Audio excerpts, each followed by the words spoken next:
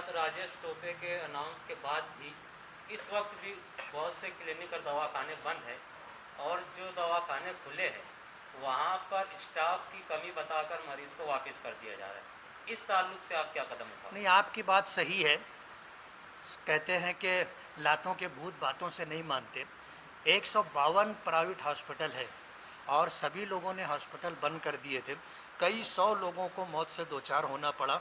Health minister ने ऐलान किया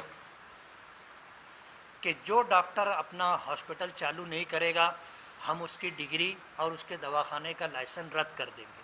तो इन्होंने पेपर पर ऐलान कर दिया कि हमने हॉस्पिटल शुरू कर दिया है, लेकिन आज भी नदी के उस पार जो गैर मुस्लिम डॉक्टर्स है वो मुसलमान मरीज़ों को नहीं देख रहे, जबकि आम दिनों के अंदर ये सारे मरीज़ रेगुलर उनके ज़ेर इलाज रहे।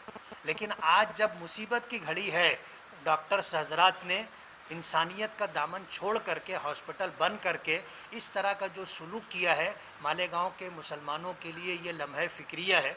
उन्हें इस पर गौर कर लेना चाहिए कि आइंदा आने वाले दिनों में क्या हो। बात यह है कि हमने ये कंप्लेन तो ऊपर तक दी है कि ऐलान तो हो गया हॉस्पिटल जारी होने का, लेकिन हॉस्पिटल जारी नहीं है। मुख्तलिफ हीले बहानों से लोग हॉस्पिटल बंद करके रखे। आप अभी मुतमईन है हेल्थ डिपार्टमेंट के काम से? नहीं, मैं तो ना पहले मुतमईन था ना आज मुतमईन। बात ये अभी थोड़ी देर पहले हम लोग सुबह से वही बात कर रहे थे कि जीवन कहो, मंसूरा कहो या IHDP की जो कॉलोनी है वो कहो, यहाँ पर इलाज व मुआवजा जिस तरह होना चाहिए नहीं होता। एक मरीज़ वो होता है जिसको कोरोना वायरस के अलावा शुगर है, प्रेशर है या और दूसरी कोई बीमारी है, वो दवाएं उसको रेगुलर मिलनी चाहिए। ये वहाँ ले जाकर एडमिट करने के बाद वो सारी दवाएं बंद हो जाती है। कोरोना की दवा भी जो है उनको टाइम टाइम मिलती नहीं है। यही वजह है कि मरने वालों की तादाद बढ़ती जा रही है। मुफ्ती मोहम्मद इस्माइल कासमी ने अब तक अमली तौर पर क्या किया? जिस दिन पॉजिटिव केसेस पाए गए उस दिन से ले कर के हॉस्पिटल चालू कराने तक, जीवन हॉस्पिटल कहो, मंसूरा कहो और फरहान हॉस्पिटल कहो, ये सारी जो है हॉस्पिटल हमने भाग दौड़ करके चालू किए। हमारे साथ मेरे बाजू में एजाज बेग बैठे हुए हैं। मोटरसाइकिल पर हम दोनों दीवानों की तरह सुबह से लेकर के शाम तक दौड़ते रहे।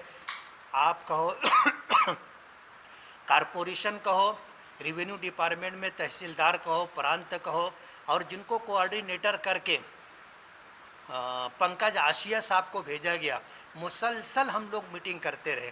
हमने डॉक्टर सईद फरानी साहब को भी वो फ़ोन करके बुलाया कि ये मेडिकल फील्ड है, हमें नहीं पता है क्या बात करनी चाहिए, क्या डिमांड करनी चाहिए। इस सिलसिले में डॉक्टर सईद फरानी साहब को हमने बुलाया, अपने साथ लेकर के गए और उन्होंने पूरी दियानतदारी के साथ मेहनत की कोशिश की। मैं कहो कंबाइंड क्वेश्चन रहेगा, कोई लेगा साहब। आज के दौर में कारपोरेशन की बहुत बड़ी जिम्मेदारी है मूलभूत सुविधा, फवारनी मशीन, जरासीम को अद्वियात का छिड़काव, साफ सफाई को लेकर आज कारपोरेशन कहीं ना कहीं से नाकाम आई है। पूरे शहर में तनकीद का सामना इस बात। मैं इस बात से मुत्तफिक हूँ और हमारी भी यही शिकायत है। दुख के साथ हम ये कहेंगे कि अगर कारपोरेशन ने अपनी जिम्मेदारियाँ पूरी की होती और जिस जगह पॉजिटिव मरीज़ पाया जाता है फ़ौरन उनके घर पर और आजू बाजू में कुछ दूर तक अगर फुहारनी की जाती तो आसपास में और मरीज़ नहीं मिलते। लेकिन कारपोरेशन ने ना इलाज व मुआवजे की ज़िम्मेदारी पूरी की, ना साफ़ सफाई की ज़िम्मेदारी पूरी की और ना सैनिटाइजिंग को लेकर के उसने ज़िम्मेदारी पूरी की। आज भी पूरा शहर सैनिटाइजिंग का मोहताज है। पूरे शहर के अंदर सैनिटाइजिंग होना चाहिए। आप इससे अंदाज़ा कर सकते हैं, कमिश्नर को हटा करके नया कमिश्नर नियुक्त किया गया और उस कमिश्नर ने आ करके कारपोरेशन के लोगों को देखा कि ये काम नहीं कर रहे हैं तो 30 कर्मचारियों के खिलाफ, ऑफिसरों के खिलाफ उसने किला पुलिस स्टेशन के अंदर कंप्लेन दर्ज करवाई। कारपोरेशन को ऐसे हालात में कुछ एक्स्ट्रा डेली वेजेस के सफाई मजदूर लगाना चाहिए और जो क्वारंटाइन में जिनको रखा जा रहा है उनके लिए सहूलियात का भुगतान है। वहीं पे कारपोरेशन को आनी बानी फंड रिलीज करके तमाम कारपोरेटर्स को भी ऐसे कोरोना से लड़ने के लिए माविन बनाना चाहिए। इस तरह के माहौल के लिए कारपोरेशन को क्या मसला रखना चाहिए? कारपोरेशन के जिम्मेदारान को, कमिश्नर को कहो, मेयर को कहो, जिस वक्त पहली मीटिंग हुई थी उस वक्त हमने डॉक्टर खालिद परवेज़ ने, एजाज बेग ने, मुस्तकिम डिग्निटी ने, मैंने बराह रास्त तो खुद ये बात कही थी कि जितने कारपोरेटर हजरात हैं आप उनकी मीटिंग लें, उनको एतमाद में ले, उनको जिम्मेदारियां दे। वार्ड में हर कारपोरेटर का अपना एक हलका होता है, उसके मानने वाले लोग होते हैं, उसके अपने वर्कर होते हैं, उनकी टीम होती है। लोग कहीं ना कहीं छोटे बड़े कामों के लिए उनसे जुड़ते हैं। अगर कारपोरेटरों को हम जिम्मेदारी वार्ड की देंगे और वार्ड में रहते हुए अगर वो लोगों को एतमाद दिलाएंगे तो बीमार निकल करके आएंगे और कारपोरेशन जो काम करना चाहती है उस सिलसिले में हमें काफ़ी मददगार लोग मिल जाएंगे। लेकिन कारपोरेशन के जिम्मेदारान ने कारपोरेटरों की कोई मीटिंग नहीं ली। बार बार कहने के बाद आखिरी दर्जे के अंदर जब मामला हाथ से निकल चुका और डॉक्टर हजरात ये कहने लगे कि अब तो पूरे शहर के अंदर कोरोना फैल चुका है, उस वक्त जा कर के इनकी आँख खुली और इन्होंने कारपोरेटरों की मीटिंग ली। लेकिन दुख के साथ कहना पड़ता है कि कारपोरेटरों की मीटिंग में जो बातें तय हुई थी किसी बात पर भी अमल नहीं हुआ।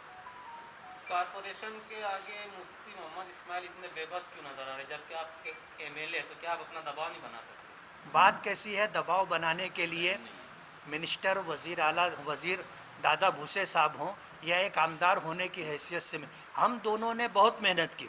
लेकिन कारपोरेशन में जो क्लास 1 ऑफिसरों से लेकर के क्लास 4 तक और इसी तरह हेल्थ डिपार्टमेंट के जो डॉक्टर्स हजरात हैं, इन लोगों को काम करना नहीं था।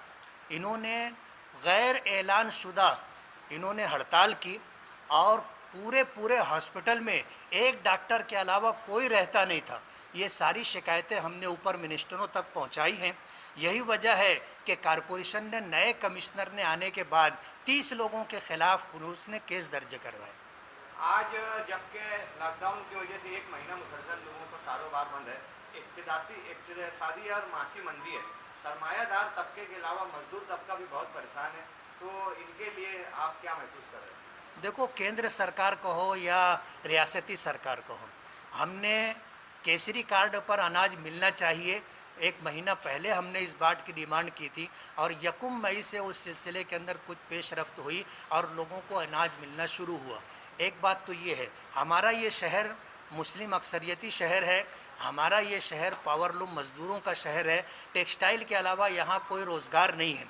हमने इस बात का जो है सरकार से मुतालबा किया है कि जितने कारखानेदार हैं जो डबल मजदूरी पर काम करते हैं, पर लूम जो है उनको 20-20 हज़ार रुपया मिलना चाहिए। एक डिमांड तो हमारी ये है। दूसरी डिमांड हमारी ये है कि जो भी कारखानेदार हैं, जब सरकार की तरफ से उनको रियायत और सहूलत मिले तो वो अपने मज़दूरों को संभालें, जो भी खोटी है वो उनको मिलना चाहिए।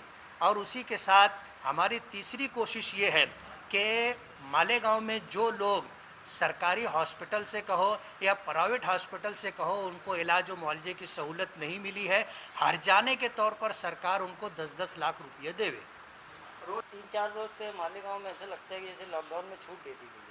पूरी सड़कों पर लोग उतर कर आ गए हैं आवाम, और पुलिस मंडप लगा हुआ है जहाँ पे पहले सख्ती करती थी, आज पुलिस खुद आवाम को देखकर दूर भाग रही है। ऐसा लगता है कि अब आवाम पुलिस हो गई है, पुलिस किनारे बैठ रही है, कोई सख्ती नहीं कर रही है। तो मालेगांव को लापरवाही के लिए छोड़ दिया गया है क्या?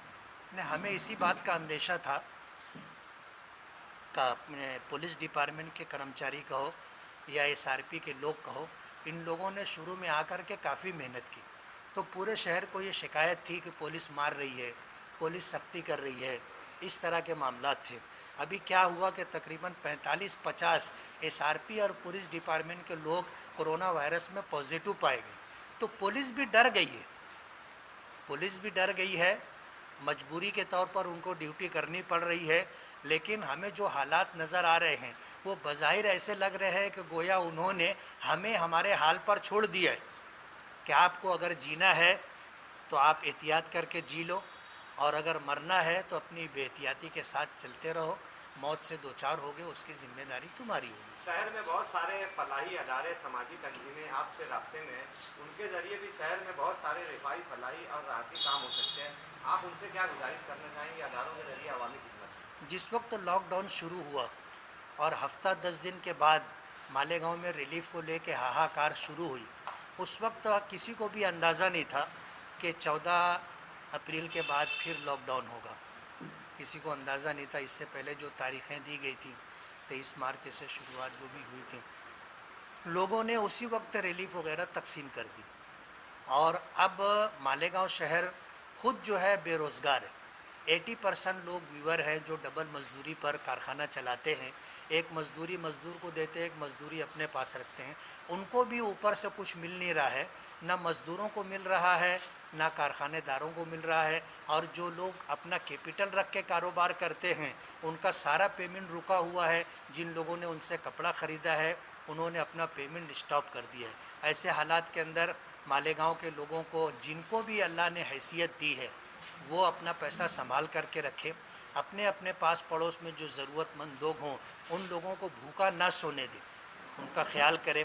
रमज़ानुल मुबारक का महीना है, ये हमदर्दी, खैरखाही, इंसानियत नवाजी का महीना है, ये सब्र का महीना है। एक महीना रोज़ा रख करके यही स्पिरिट हम अपने अंदर पैदा करना चाहते हैं कि हम पर अगर हालात आए तो हम सब्र से काम लें, और अगर किसी और पर हालात आए तो हम उनकी मदद करें। मालेगांव के लोगों से मैं ये कहूँगा कि रमज़ान का मुबारक महीना है। रमज़ान के इस महीने के अंदर हमदर्दी और खैरखाही के साथ आने वाले दिनों में भी अपने मोहताज, ज़रूरतमंद, गरीब भाइयों का ख्याल रखें। अव्वल से ही आप आवाम को लेकर एहतियात की गुजारिश कर रहे हैं, मगर इतने हालात ख़राब हो गए हैं, तो ऐसे में आवाम से आपकी कोई दर्दमंदाना अपील की जिसको लेकर आवाम? मैं मालेगांव की आवाम से ये अपील करना चाहूँगा कि आज मुल्क शहर के हालात हाथ से बाहर हो गए और अब भी हम लोगों में संजीदगी नहीं है। हम लोगों के सामने दो मुसीबतें हैं, एक मुसीबत छोटी है, एक मुसीबत बड़ी है। बड़ी मुसीबत तो ये है कि अगर हमने एहतियात नहीं किया तो हमें भी या हमारे घर वालों को या हमारे ख़ानदान के लोगों को मौत से दो चार होना पड़ेगा।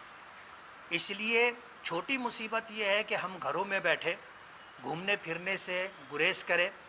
अगर हमने संजीदगी के साथ ये बात नहीं इख्तियार की तो आज फ़िरका परस्त जिस बात की कोशिश कर रहे हैं वो कामयाब हो जाएंगे।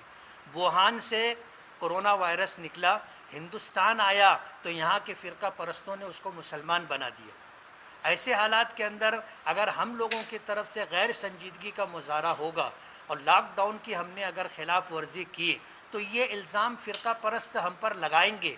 और यूपी और दीगर इलाकों में जो आज भेदभाव कहो या फ़िरका परस्ती कहो या समाजी बाइकाट कहो, पूरे मुल्क के अंदर मुसलमानों को इससे दो चार होना पड़ेगा। इसलिए मैं मालेगांव के लोगों से ये गुजारिश करूँगा कि अल्लाह के वास्ते लॉकडाउन का जो है लॉकडाउन को माने, उसकी पासदारी करें और सोशल डिस्टेंस के साथ अपने घरों में ज़्यादा से ज़्यादा रहने की कोशिश करें। बात यह है कि मास्क पहनना वेंटिलेटर पहनने से बेहतर है। हाथ धोना एहतियाती तौर पर जान से हाथ धोने से बेहतर है। सोशल डिस्टेंस बरकरार रखना हमेशा के लिए दूर हो जाने से बेहतर है। इसलिए हमें और अपने घरों में कैद रहना हॉस्पिटल में 15-20 दिन गुजारने से बेहतर है।